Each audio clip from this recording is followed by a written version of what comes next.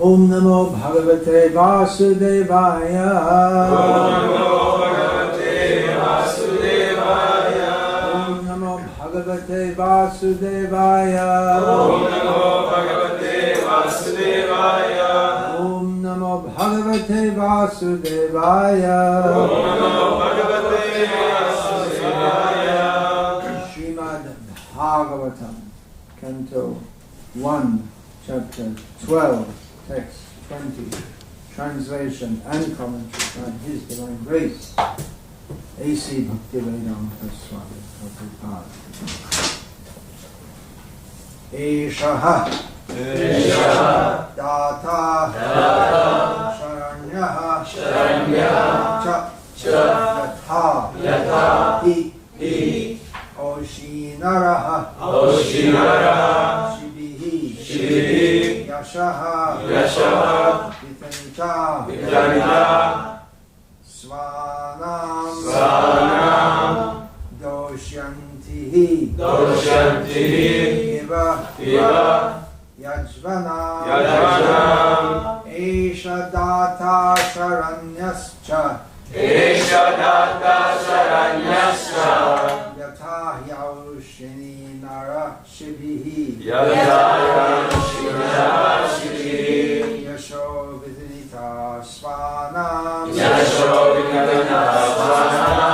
Doshyantir Iva Yajvanam Esha Data Sharanyascha Yatha Yaushi Nara Shibihi Yasho Vitanita Svanam Doshyantir Iva Yajvani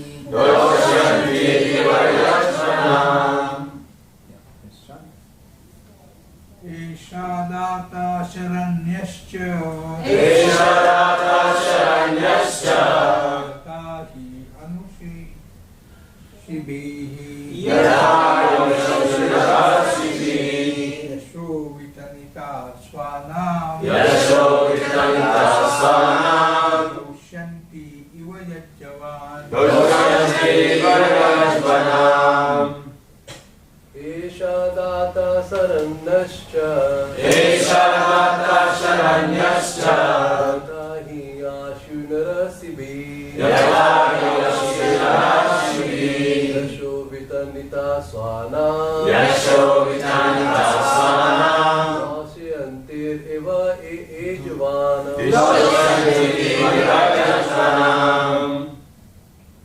Eshadata Sharanyascha Tahi Oshinara Shibi Yasho Vitanita Svanam Dosyantir Iva Yajvanam Ladies.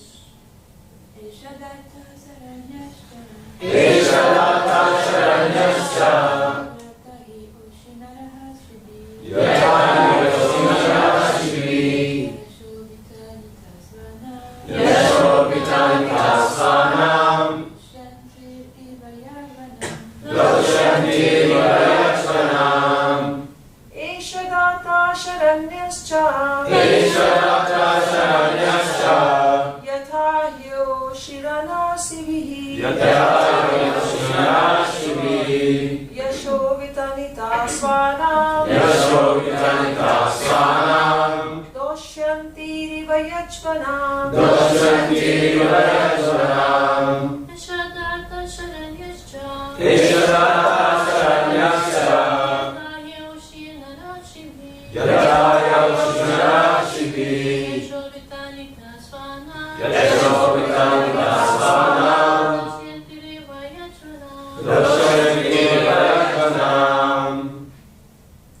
Eshaha, this child, Data, donor in charity, Sharanyaha, protector of the surrendered, Cha, and Yatha, as, he, He. Certainly. Certainly. Ushinaraha. Aushinaraha. The country named Ushina. The country named Ushina. Shibihi. Shibihi. Shibi. Shibi. Yashaha. Yashaha. Fame. Fame. Vitanita. Vitanita. Disseminator. Disseminator. Swanam. Swanam. Of the kinsman. Of the kinsman. Doshantihi. Doshantihi. Eva. Eva. Like Bharat. Like Bharat. The son of Dushyanta. The son of Dushyanta. Yajvanam. Yajvanam. Of those who have performed many sacrifices. Of those who have performed many sacrifices. This child will be a munificent donor of charity and protector of the surrendered, like the famous King Shibi of the Ushinara country. And he will expand the name and fame of his family, like Bharat, the son of Maharaj Dushyanta. Purport: a king becomes famous by his acts of charity, performance of yajnas, protection of the surrendered, etc. A Kshatriya king is proud to give protection to the surrendered souls. This attitude of a king is called Ishvara Bhav, or factual power to give protection in a righteous cause. In the Bhagavad Gita, the Lord instructs living beings to surrender unto Him, and He promises all protection. The Lord is all-powerful and true to His word, and therefore He never fails to give protection to His different devotees.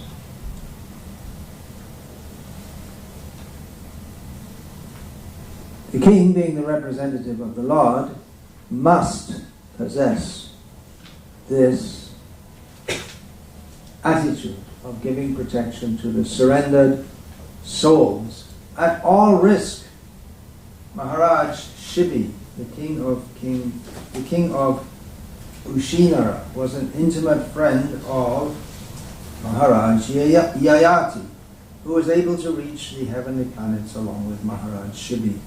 Maharaj Shibi was aware of the heavenly planet where he was to be transferred after his death, and the description of this heavenly planet is given in the Mahabharata, Adi-Parva, chapter 96, verses 6 to 9. Maharaj Shibi was so charitably disposed that he wanted to give over his acquired position in the heavenly kingdom to Yayati, but he did not accept it. Yayati did not accept it. Yayati went to the heavenly planet along with great rishis like Ashtaka and others. On inquiry from the rishis, Yayati gave an account of Shibi's pious acts when all of them were on the path to heaven. He has become a member of the assembly of Yamaraj, who has become his worshipful deity.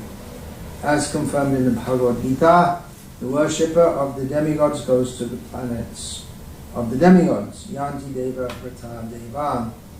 So Maharaj Shibi has become an associate of the great Vaishnava authority Yamaraj on that particular planet. While he was on the earth, he became very famous as a protector of surrendered souls and a donor of charities. The king of heaven once took the shape of a pigeon hunter bird, eagle, and Agni, the fire god, took the shape of a pigeon. The pigeon, while being chased by the eagle, took shelter on the lap of Maharaj Shibi, and the hunter eagle wanted the pigeon back from the king. The king wanted to give it some other meat to eat and requested the bird not to kill the pigeon. The hunter bird refused to accept the king's offer, but it was settled later on that the eagle would accept flesh from the body of the king of the pigeon's equivalent weight. The king began to cut flesh from his body to weigh in the balance equivalent to the weight of the pigeon, but the mystic pigeon always remained heavier. The king then put himself on the balance to equate with the pigeon, and the demigods were pleased with him. The king of heaven and the fire god disclosed their identity, and the king was blessed by them. Devarshi Narada also glorified Maharaj Shibi for his great achievements, specifically in charity and protection. Maharaj Shibi sacrificed his own son for the satisfaction of human beings in his kingdom, and thus child Parikshit was to become a second Shibi in charity and protection. Dushyanti Bharata. There are many Bharatas in history, of which Bharat, the brother of Lord Ram, Bharat, the son of King Rishabha, and Bharat, the son of Maharaj Dushyanta are very famous. And all these Bharats are historically known to the universe. The earth planet is known as Bharata, or Bharatavarsha, due to King Bharat, the son of Rishabha. But according to some, this land is known as Bharat, due to the reign of the son of Dushyanta. So far we are concerned, this land's name Bharatavarsha was established from the reign of Bharat, the son of King Rishabha. Before him, prior to him, the land was known as Ilavrita-varsha. But just after the coronation of Bharat, the son of Rishabha, this land became famous as Bharata-varsha. But despite all this, Bharat, the son of Maharaja Dushyanta, was not less important. He is the son of the famous beauty Shakuntala. Maharaj Dushyanta fell in love with Shakuntala in the forest, and Bharat was conceived. After that, Maharaj forgot his wife Shakuntala by the curse of Kanva Muni. And the child Bharat was brought up in the forest by his mother. Even in his childhood, he was so powerful that he challenged the lions and elephants in the forest and would fight with them as little children play with cats and dogs. Because of the boys becoming so strong, more than the so-called modern Tarzan, the rishis in the forest called him Sarvadamam, or one who is able to control everyone. A full description of Maharaj Bharat is given in the Mahabharata Adi Parva. The Pandavas, or the Kurus, are sometimes addressed as Bharata, due to being born in the dynasty of the famous Maharaj Bharat, the son of King Dushyanta.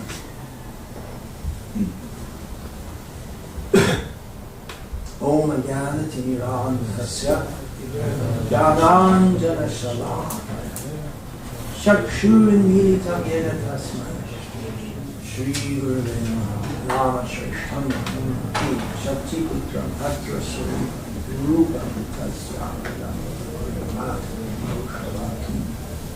Radha Kundam Jirivaramaho Radha Madhavasham Pavya Yasya Pratita Kripaya Shivam Tamatas Vaneham Shri Guru Shri Atah Radhakamalam Shri Gurun Vaishnavam Sat Shri Rupam Sarvajatam Sahagana Radhanam Tam Sajivam Sadvaitam, Sadadhutam, Harijana Sahitam, Krishna, Chaitanya, Devam, Shri Radha, Krishna Padam, Sadhanamanta,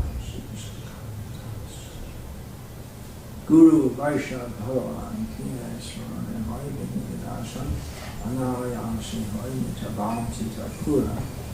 Hare Krishna, Krishna Krishna, Hare Hare. Hare Rama, Hare Rama, Rama Hare Hare.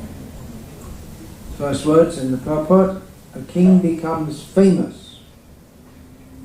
All the qualities that the astrologers, Brahmins, foresaw would be manifest in the personality of Maharaj Parikshit, combinedly assure his future fame, which is important for kings, not for rishis or not for spiritually minded people. They may prefer not to be famous. But for kings, there's consideration of worldly prestige is very important. Kirtir yasya sajivati. One who has fame lives even after they die. Was anyone in India shortly after, at the time of Rajiv Gandhi's assassination? Anyone there? No. So we saw posters stuck up all over India, especially in North India, Hindi-speaking area. Rajiv Gandhi Amar Hai, which means he's deathless, just after he was killed. They put posters saying he'll the idea he'll live forever, but not that significant a figure. He's also merging into the state of being forgotten. But we see here all these characters. In this verse is mentioned Shibi Maharaj, Bharat, the son of Maharaj Durshanta, and also in the Prabhupada is mentioned Shakuntala. These are famous figures. They continue to be famous for their personality, their character, and their achievements. And also others are famous, such as Hiranyakashipu, continues to be famous. But Kirtiryasya Sajivati, Manur's fame continues to live. And the opposite word, or almost opposite word, just like we have fame and infamy. Famous, infamous. So there's kirti and apakirti. So infamous means you're famous, but not for a very good reason. And the same thing, kirti means fame. We have kirtan, glorification. Kirti refers to someone who is glorified, who is famous. And apakirti means someone who is famous, but for the wrong reasons. So it's possible to become famous for the wrong reasons. Sometimes people do things just to become famous. So you may shoot someone dead who's famous, and then you become famous. But that's not a very good way to get famous. That's infamy. This Kirtir Yasya Sajivati, this was said by, anyone know? There in Mahabharata, anyone knows? By Karna. One of the tragic figures of the Mahabharata. Mentioned in this Prabhupada also is Shakuntala, another tragic figure. Tragic, seeing that fate was against him. As the child of Kunti, born from the sun god, he should have had a glorious future. But so that Kunti could avoid her infamy, she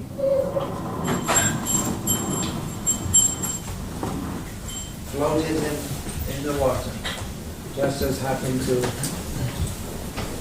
famous figure in the Bible, later, maybe before, I don't know. Who's that in the Bible, what floated in the water? An illegitimate child. Moses. Irish Catholic. We grew up learning all these things.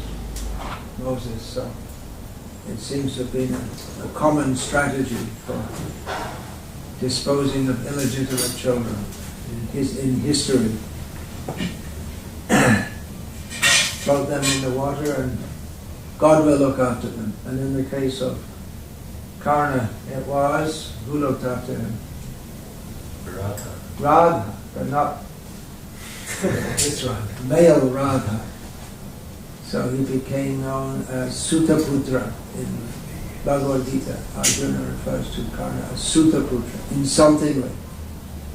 Actually, he should have been a king. He was made a king by Duryodhana, but the Pandavas always referred to him as Sutaputra to draw attention to his low birth. So Karna was a great enemy of the Pandavas, but just before the battle, he met Krishna and had an intimate, convivial discussion with him. And Krishna said, "Hey, you are after all the son of Kunti." Really? Oh, really? So you can join the Pandavas and you can be the king. You're the firstborn. But Karna, he said, too far gone. There's too much history gone. Too much water has flowed in the river. I'm committed to yoga. I can't give up my, for better or worse, I can't give up my loyalty to Duryodhana who did so much to me. And I can't forget all the insults and rivalry with the Pandavas and so on. departed on good terms. And it was Krishna who ultimately arranged for the, practically you could say almost execution of Karna on the battlefield. When his chariot was stuck in the mud and he couldn't get it out because of the curse of his guru who he had, Varnashrama, who he had misled into teaching him the science of fighting. And Arjuna is standing there with his arrow ready to kill Karna, who he can't defend himself and get the chariot out. So he says, don't do that, that's not Dharma. And what did Krishna say? You know the story very well. One of those, anyone more? Where was your Dharma when you insulted Draupadi? When was your Dharma when you sent the Pandavas to fight? He gave a whole long list. Karna hung his head and Krishna told Arjuna, kill him and separate his head from his body. And that was practically the end of the Kaurava resistance. Bhishma Parva, Drona Parva, Karna Parva, and then came Shalya came next as the commander-in-chief, and then that doesn't last very long. It's practically all over with Karna. Last hope. So he became famous, and he's known as Data Karna, because he's so generous. Here the example of generosity is given, generosity and giving shelter is given of King Shibi. So these are the kind of things that Kshatriyas, kings, they want to be known for. In Bhagavad Gita, in the qualities of the Kshatriyas, what's that verse? Bhagavad Gita, qualities of Kshatriyas. Anyone? Anyone? No, Brahmin says, what's the Bhagavad Gita? What's the first word? Da. Shauriyam, Teja, Driti, Daksha. Then next word, Dhanam. Dhanam is Prabhupada then quotes Ishvara Bhav in the purport. Dhanam Ishvara. So charity. The king wants to be known as being giving profusely. That's a sign of, if he's very powerful, then he has lots of kingdom to rule over. And if he's Daksha, if he's expert, he rules over very expertly. So he's able to produce wealth or make a prosperous situation for all the citizens. So then he has enough taxes, he can give profusely in charity. So Karna is famous, and here Shibi is famous. He gave his own body to feed an eagle, actually a demigod in the form of an eagle, but he was prepared. Charanya is also given, giving shelter. He should give shelter to those who are to come to him for shelter. So he was tested by Indra and Agni. The pigeon came to shelter. The king had to offer shelter, and the eagle said, "Well, that's my food. You can shelter the pigeon, but as I'm also your citizen, and I need my food. That's my food. You have to give me the pigeon." Okay. I already gave shelter to the pigeon. Okay, so what to do? They were testing him. How would he respond? So he decided, it was not predictable, but he decided to, okay, flesh. Cut my flesh to the same weight as the pigeon. A pound of flesh. You know that? You know what that's from? Shakespeare. Shakespeare. Merchant of Venice. Prabhupada quoted the Merchant of Venice, so it is bona fide.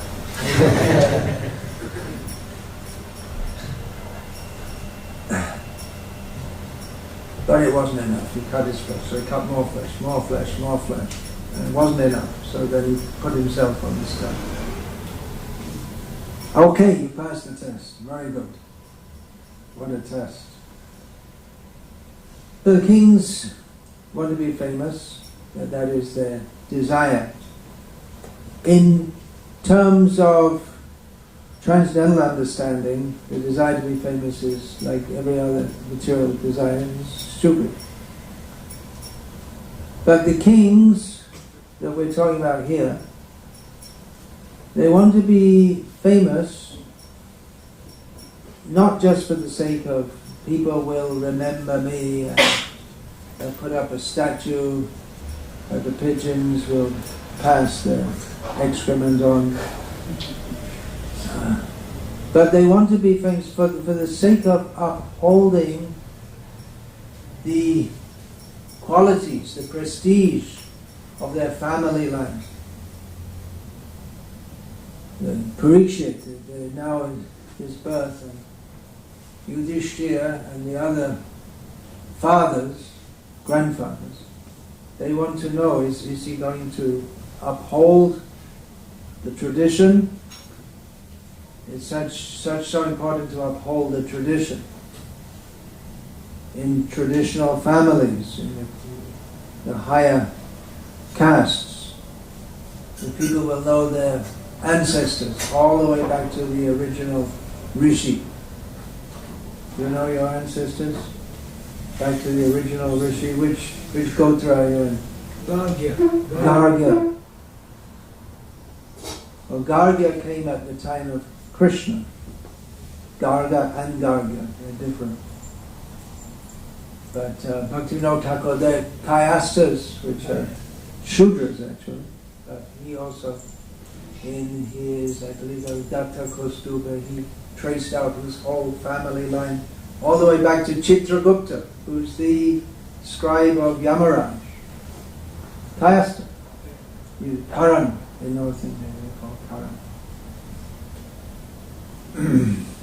So there's a point in wanting to maintain, if you know all your family, all your ancestors, you want to maintain their prestige and not let them down.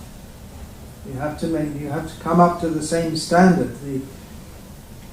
The Pandavas, they were concerned that Parikshit would maintain the same standard as the previous kings, like themselves. Prestige, they're interested in prestige, but their prestige comes from observing Dharma. And that is necessary for a king, especially for Brahmanas and Kshatriyas. Upholding Dharma is required. Vaishyas, Shudras, yes, they also have to, but discrepancies on their part is not taken so seriously. But the Kshatriyas and Brahmanas, they have to uphold. Kshatriyas by force. They have to keep society in line, and by their personality also. And Brahmanas, they have to say what is Dharma, because often it's difficult to understand what is the right thing to do in a certain situation. The whole Mahabharata is full of Dharma-Sankat, dilemma. What's the right thing to do? Arjuna's dilemma was just one in a whole series in the whole Mahabharata of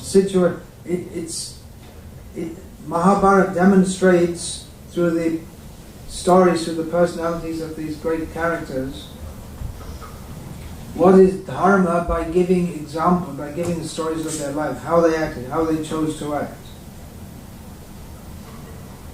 Always considering what is the best thing to do. And many times it's difficult to know what's the best thing to do. Should you follow your Guru's order and get a vaccination for COVID?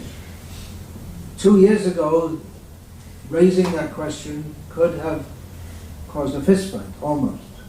Now it's died down, but it was a really hot issue. The Guru tells you, should you follow it?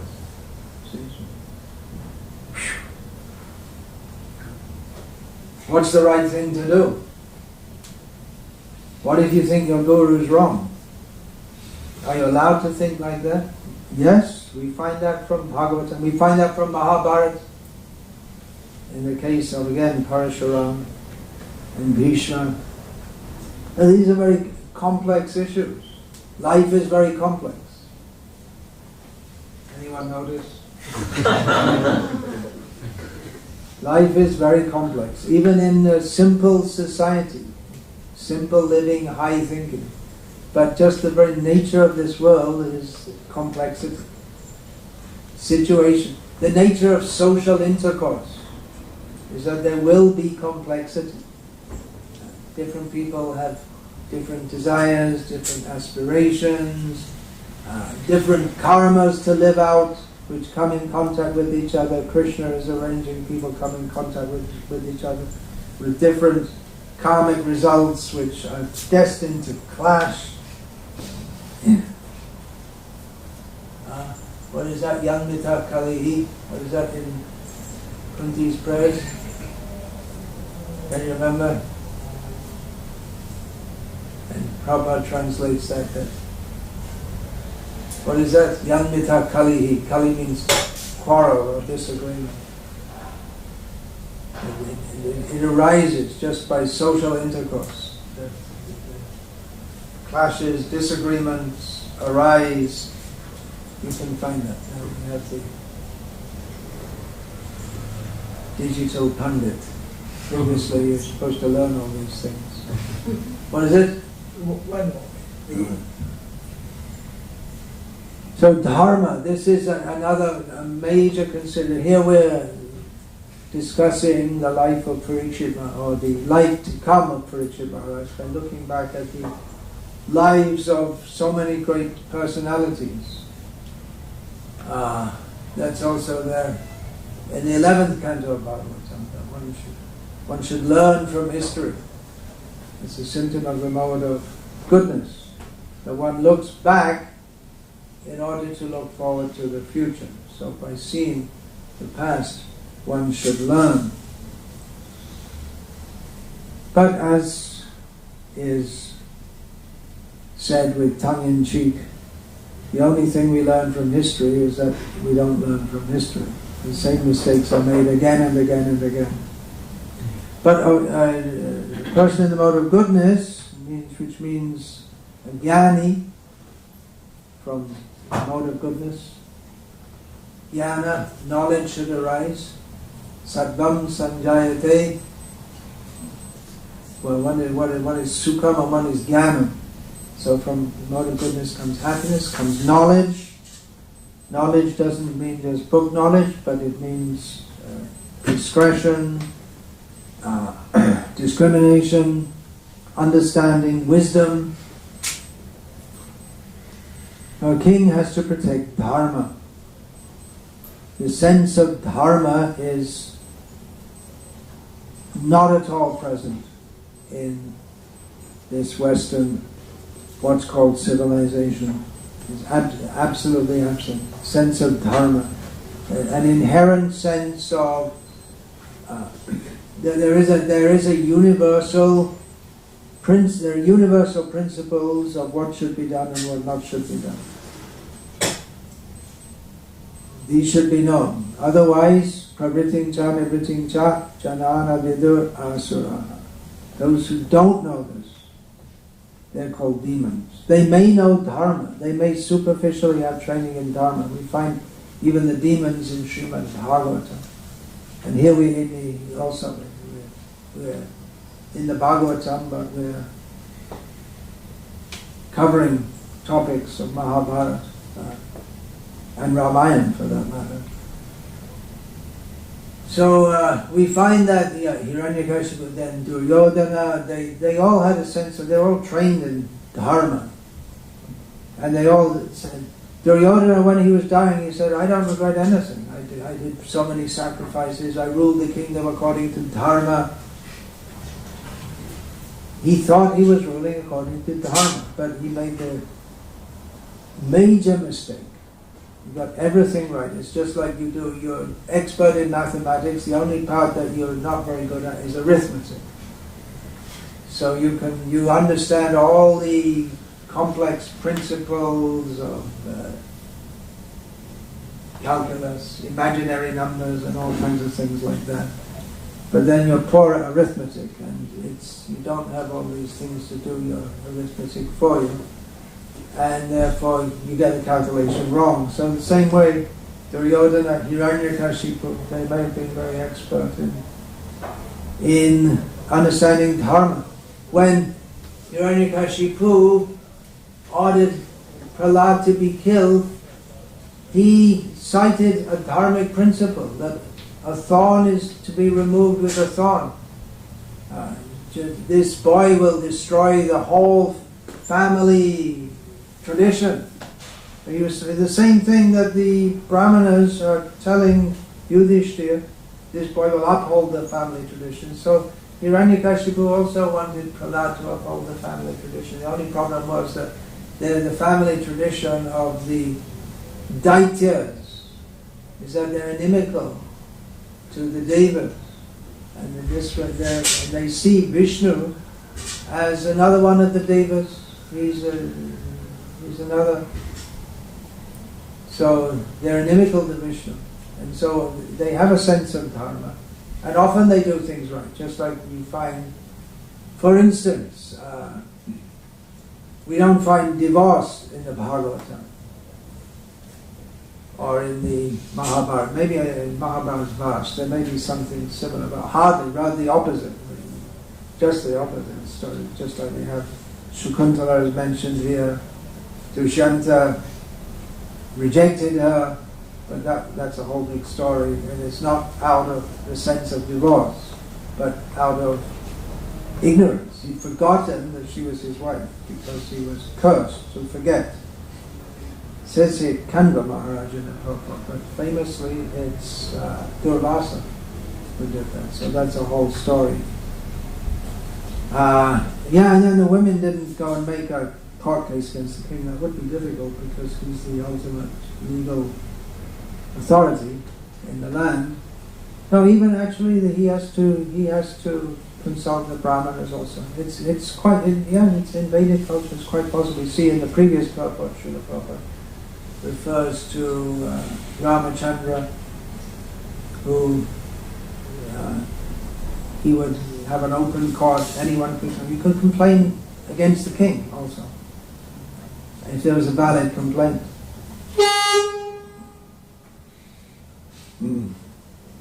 So this sense of Dharma, the kings had to uphold Dharma. It's so important. Here in the Western countries, no one has any idea of that. And in India, the idea of that which was strong, even until recently, like everything else that is good in Indian culture, is much diminished now in the last 20, 30, 40, 50 years. Did you ever find that? Bhutanam yamdita kalini. That's it.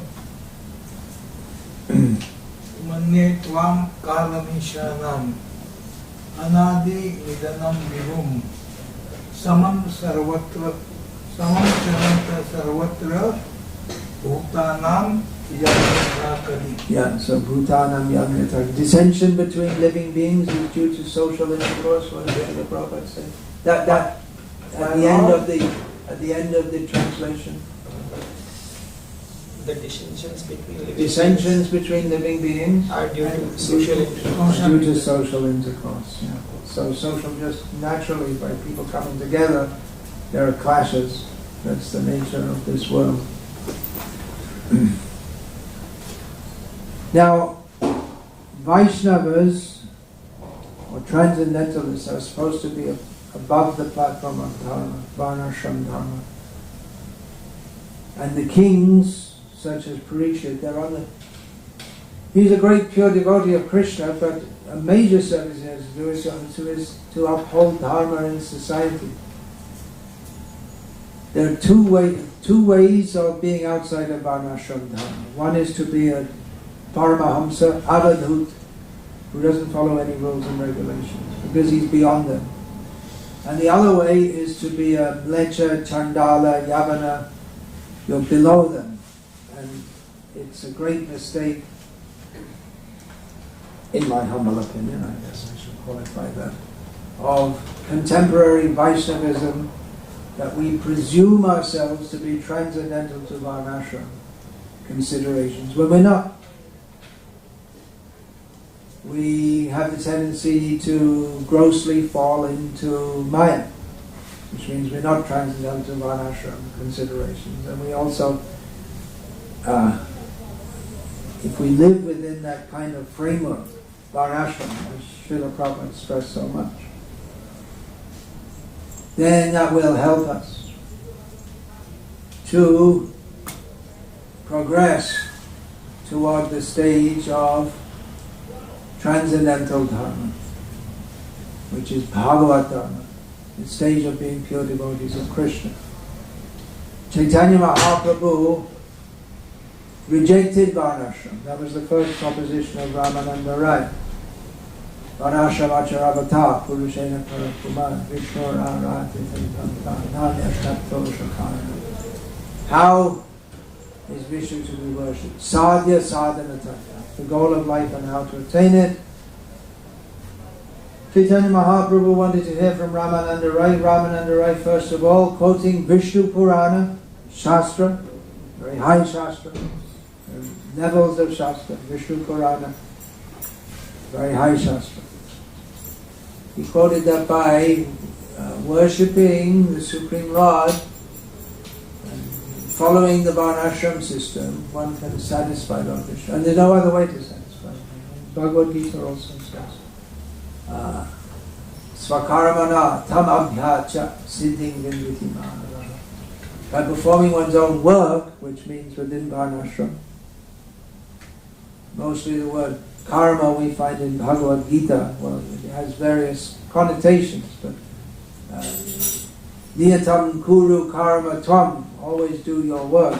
It means to perform one's work according to swadharma, according to the Varnashrama system. So Chaitanya Mahaprabhu rejected eho bahya, that is external.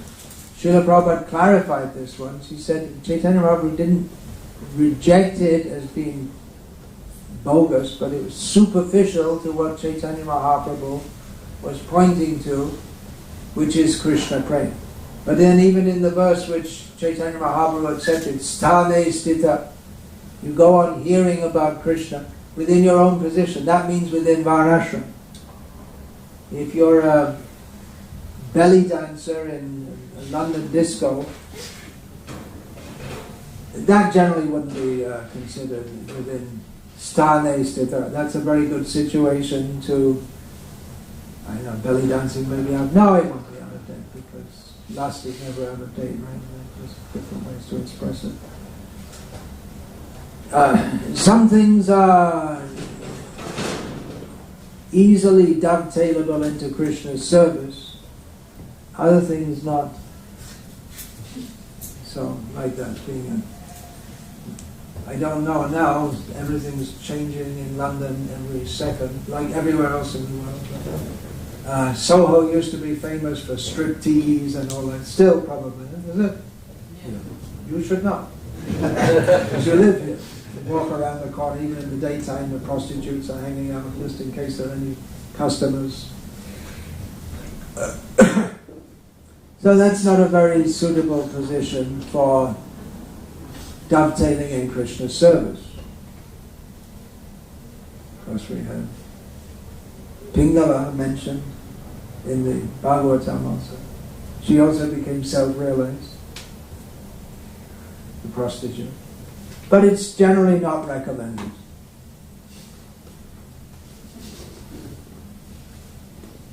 Don't quote me that I'm saying you can be a prostitute and be Krishna conscious.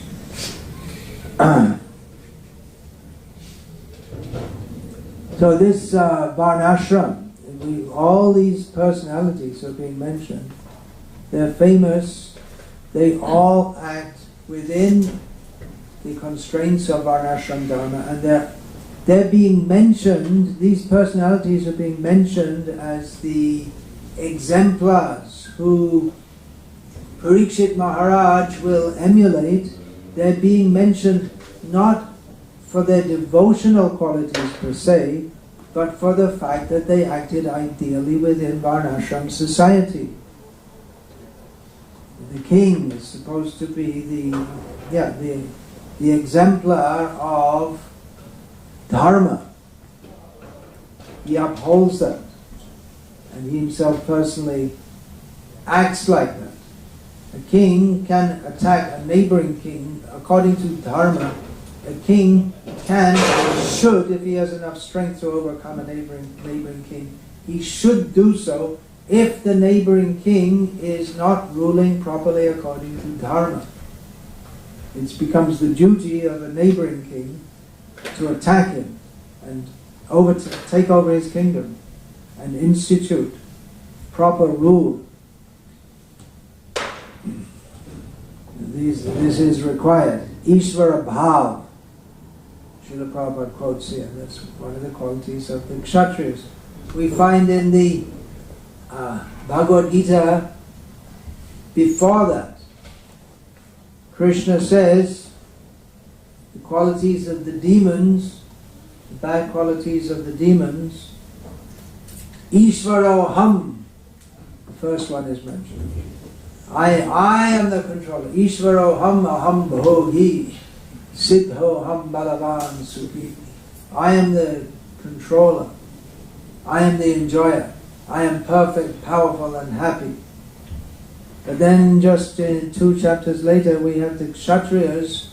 They're supposed to have the quality of Ishvara Bhav, feeling like I'm in control. It's the leadership propensity, you could say. So the tendency to take charge.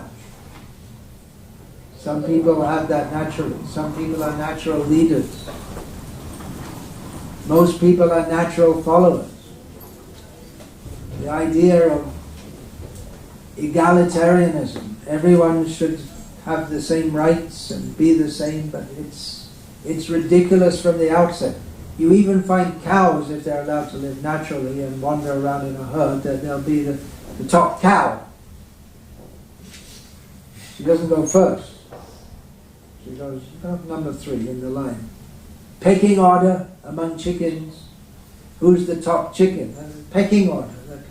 That means the chickens all peck each other, and the best pecker or the strongest chicken becomes the leader. Even among chickens there's a hierarchy.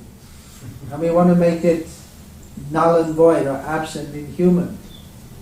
This misconstrued idea of egalitarianism, it derives from the spiritual equality of all living beings. But when it's transposed into the material sphere and we artificially try to make everyone equal,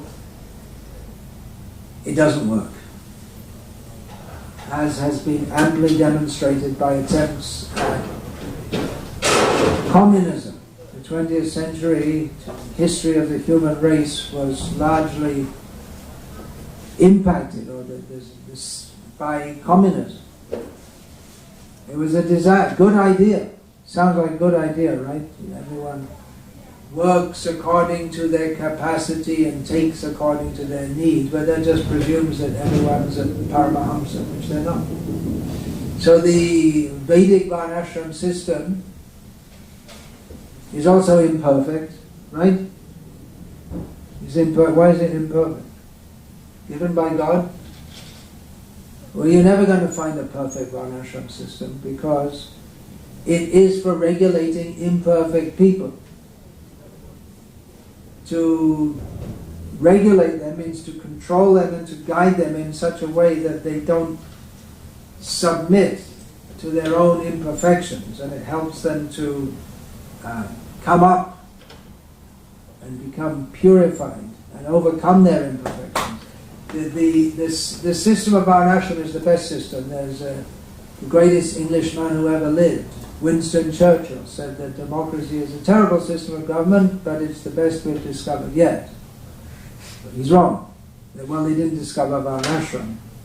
But the point he's making, trying to make, democracy is good, but it has its problems. So Varnashram, it's not that Varnashram society there'll never be problems. Varnashram society is required because there will be problems. If there are no problems, everyone's a Paramahamsa, then there shouldn't be problems. everyone can live just like Shukadev. In a warm climate, we don't need any clothes even. And Chirani King Patina, if you need some clothes, there's some clothes lying on the road which you can pick up. There's some, you can drink water from the stream, not recommended in most places in the world nowadays because the streams are all polluted. Some trees give some fruit. Actually in this country you have to make some endeavor to live because the climate is like that. It's a more sinful birth actually than these cold climates. But if you go to a tropical climate, you see the trees are just by themselves, banana trees, papaya trees, jackfruit trees, they're just growing and you can take food and you can just live on fruit and cows. And just like Shukadev, he would go and take some milk from the household, there was plenty of milk. I was told in Bangladesh that just up to a few years before I came there, when it was East Pakistan at the time, even at that time, you want some milk? You just ask. If you don't have enough milk, maybe you're having a festival in your home, you can just ask the neighbors for some milk. They're just giving you so much milk.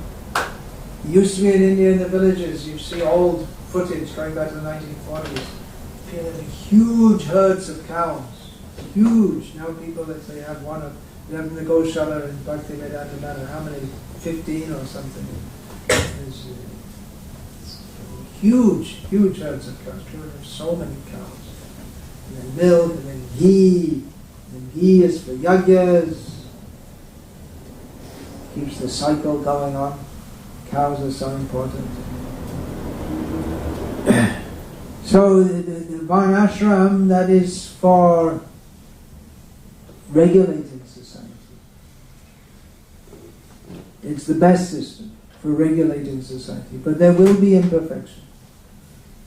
Because people are imperfect. And people who don't agree to follow the Varnashram system or are just too fallen to follow, they have their place outside the village. They can come and take away dead bodies of cows, humans. Cows, mostly. The vultures will eat them. So they also, even the people outside the Varnashram system, they have something to do. They have a role to play. But they're not allowed in civilized society. Nowadays, if we discuss these things, people become very upset. In India itself, there's so much problem. Mostly people, if they hear the caste system, young people now, a lot of people, they don't like that idea. There shouldn't be. What is this caste discrimination? But they don't understand the principles behind it. So that has to be taught and instituted.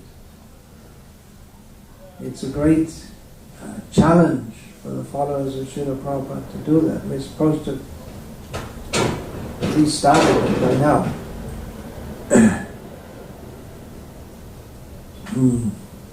So many points can be gleaned from this. I said about Karna, tragic figure, Shakuntala, tragic figure, the love stories. In the Vedic literature, there's so many love stories in Mahabharata. Shakuntala, Dushyanta, also known as Dushmanta. In Mahabharata, Nala Damayanti, Savitri Satyavan. So these stories, and of course Sitaram, these stories are told. So young girls will grow up hearing that and get the model of chastity, faithfulness to their husband. They learn all these things. Shakuntala is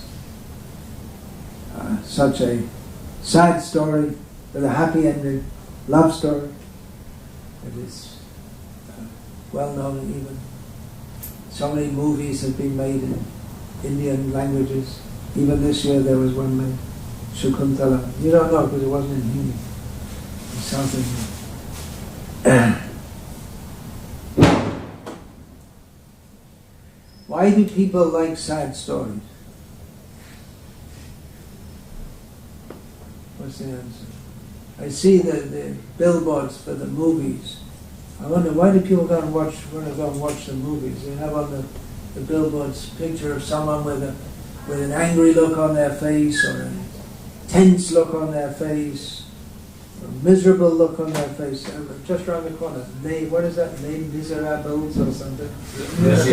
How do you organize it? Why do you want to go? And it's going on this longest running drama. And when I was distributing books, I think in England, they're 40 years ago, 40 more. It was still going on, and that's still going on. Why do you want to go and watch something miserable?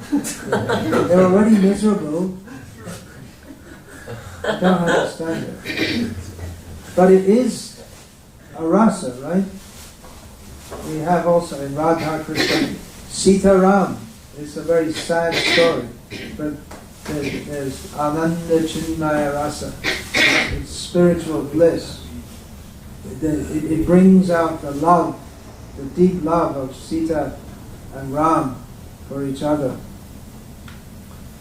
And that is paralleled in these stories. Nala Damayanti, Shakuntala Dushanta, how they're so the wife is so attached to the husband, and the husband's so attached to the wife, and so many difficulties they'll go through for each other.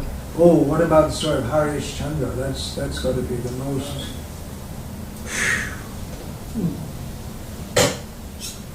most pathetic story in terms of pathos. Just because two Brahmins couldn't get on with each other. They had to suffer so much. So many things we can learn. Actually, this Bhagavatam, now we have in this series of verses some mini biographies. But it's expected, Srila Prabhupada's audience in India, it was expected that they would know these names and the backgrounds and the story. Definitely Rama, who was in the last one. Shakuntala, yes, all these they would know. And then the next generation, they learn from Amar Chitra Katha, from the cartoon stories, in the little comic books. We learn all the stories from that. And now they don't know at all. Now a child in Delhi is more likely to know about Superman than Maharaj Parikshit, or even Ram for that matter. Or if they know about Ram, they learn it from some bogus new biography written by, there's a whole team of people making new versions of the Ramayana, with Sita fighting against Ram. All kinds of crazy things. Because it's feminism, we have to show you. Women can fight just as well as the men. But they can't. Okay, now that's evidence. It's on record. I said they can't. So, alright. That's the culture that we learn, and that's the reality that we see. Bhagavatam is meant for bringing us to the platform of reality. Spiritual and material. Material is not real in the really real sense, but within this dream, reality within the dream, there is some kind of reality. It has to be acknowledged. The Mayavadis say, Brahma Satyam Jagam Mithya. Brahman is real and this world is false. But even they have to admit some level of reality. They can't deny it completely. So they speak about Vyavaharik Satya. It's conventional. You have to accept some level of reality. Even if it's a dream, there's some kind of order in it. Hare Krishna. Any question, comment, or objection? Please. Yeah.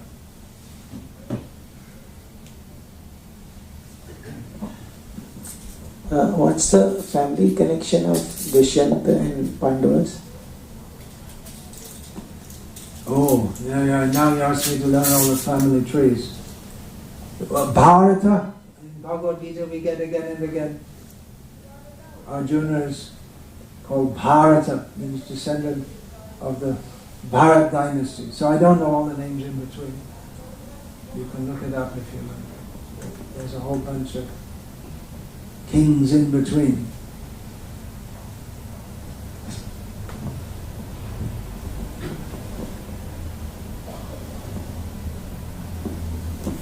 Anything else? Give your mic. Maharaj, you mentioned earlier in the class about how sometimes it's possible, perhaps, even for the Guru to make a mistake. Could you please elaborate on that, and what's the appropriate action, if any, on behalf of the disciple, if such a mistake is perceived? Generally it's said that even if there's a mistake, you don't see it as a mistake in the case of the Guru. Srila Prabhupada quoted that, I don't know where it's from, that, what is that? Jodi Nityananda Surabari Jai, Tatapi O Shema Nityananda Rai. Even if I see Nityananda going into the wine house, he's still my worshipful Nityananda. And then it's presumed he has some good reason for going there, not to drink wine. Some people claim that actually he did drink wine. He was a tantric. I don't know where they got that from, but you know. But there may be a case. Bali Maharaj is the famous case. Because, well, actually Bali Maharaj didn't reject Shukra because Shukra told him to go against Vishnu. That wasn't the prime reason. But because Bali had given, it was the same thing as, later there came Bhishma. Because Bali had given his word, later Bhishma made a vow. And in both cases, the Guru was telling the disciple to break their promise. For a king to do that is a very serious thing. And Shukra gave so many reasons. In various situations, you can tell lies, or should tell lies. In Mahabharata, we also have Krishna telling Arjuna that you can break your vow, you can tell a lie, you should tell a lie in certain circumstances.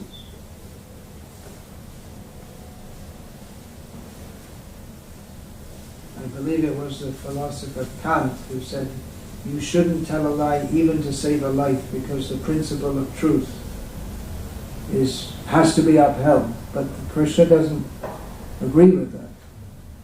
And practically he induces Yudhishthira to almost tell a lie.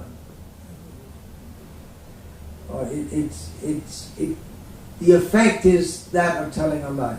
Although, to uphold Yudhishthira's truthfulness, an elephant had to be killed.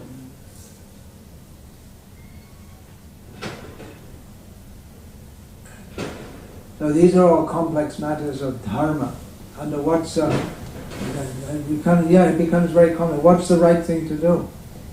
You could say, as a result of telling a lie, as a result of going against his Guru, Shukra told him that now you'll lose everything. I curse you, you'll lose. He lost everything. Was it the result? It depends how you read the Mahabharata. You see, he lost everything because he offended his Guru. He went against the word of his Guru. But actually he got a place better than the heavenly worlds. And he got Vishnu. He got the association of Vishnu. So in what circumstance exactly? You have to see, because life is, this is the point. We have Mahabharata, we have Ramayana, we have the Puranas, and of course we have the Dharma Shastras, Smriti Shastras, tell you do this, don't do this, don't do that. So how to apply it? Because all kinds of situations arise which you couldn't imagine. And then you have to consult your own intelligence, your own knowledge, the brahmanas, they may discuss among us. They may not come to a decision immediately because things are very complex. What is the best thing to do?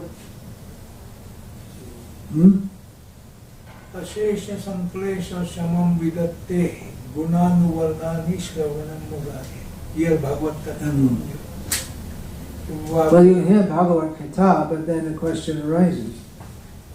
Just like Balaram, he killed the speaker of the Bhagavatam,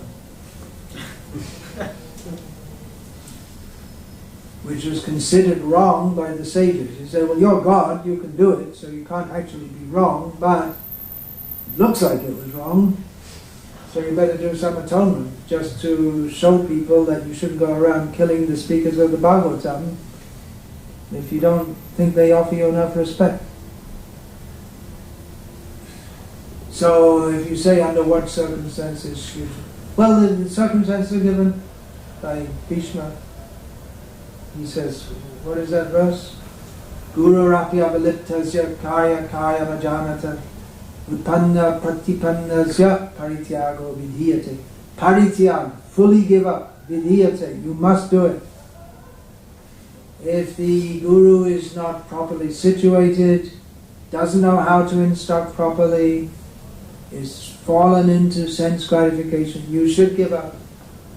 And then we have further guidance in our Gauriya Sampradaya in this matter from Narahari Sharkar Thakur in his Krishna Bhajanamrita, that you just don't flippantly do it, but you have to see, then you try to instruct your guru according to how he instructed you previously to bring him back to the right path, and then if you see he's hopelessly gone, then you have to leave him. These are complex and delicate matters. It's not a small thing. There's so many difficult things. What should you do? Your father tells you to kill your mother. What do you do? If your father, who's a highly respected rishi, tells you to kill your mother, you shouldn't disobey your father, and you shouldn't kill your mother. What should you do in such a circumstance? Kill your father, maybe. What did Parashuram do? He killed his mother. He killed his mother. But he knew that his father would be pleased with him, and his father would give him a boon, and he'd say, bring my mother back to life. And this way, everything is, bring my mother back to life without memory of me having killed her. So in this way, everything is kept intact. But the sons who didn't do that, they were disfavored by Jamadagni, his father. Very complex matters. We don't know if we what kinds of situations we may have to face. It may be very hard to say.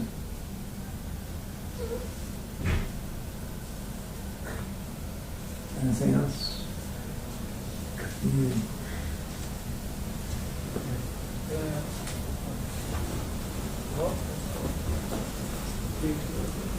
Anyway, you have a lot. Okay, and until Varnashrama Dharma is re-established, Varnashrama Dharma is re-established, how do we then understand social intercourse? Intercourse is revealed. How to behave. Like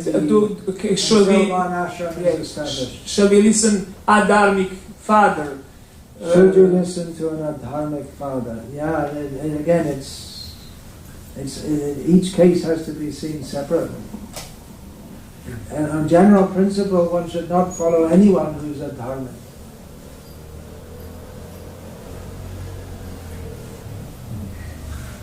How much it's implemented, we have to see.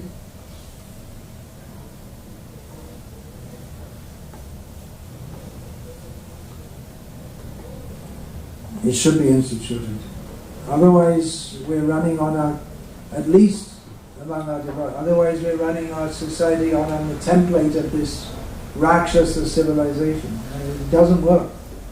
We become infiltrated with all kinds of demoniac attitudes, ideas, behaviors.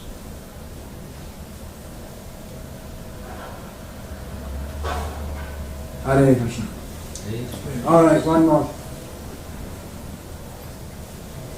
Hare Krishna, thank you for a wonderful... Say it in a minute. You don't have to say thank you for a wonderful class. Everyone says that. It's become just I found it very, it's become just as something to say. That's so many good points. Could you see Varnashrama Dharma being integrated and established within our lifetimes? Can we see it being established? It should be. Why not? The Prophet said it should be done right away. We're 50 years behind. We should do it. You do it. You're young. Join us. I'm doing something in that regard. Do it, right? Make it your mission. Young man. The future is ahead of you. It's true for everyone, but have a life ahead of you. Yeah. Yeah, please. Get the microphone. There's one more question.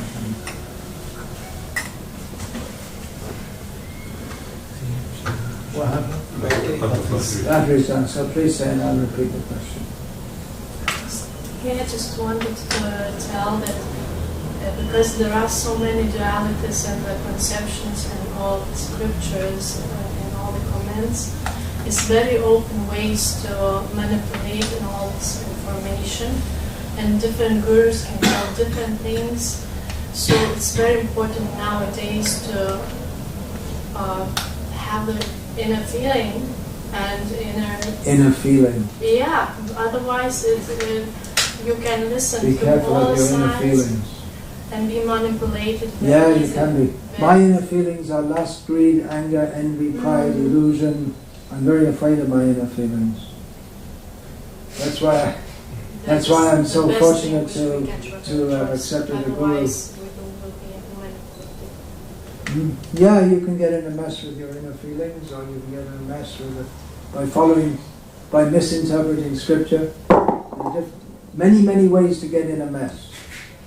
Following your inner feelings is a very good way to get in a big mess.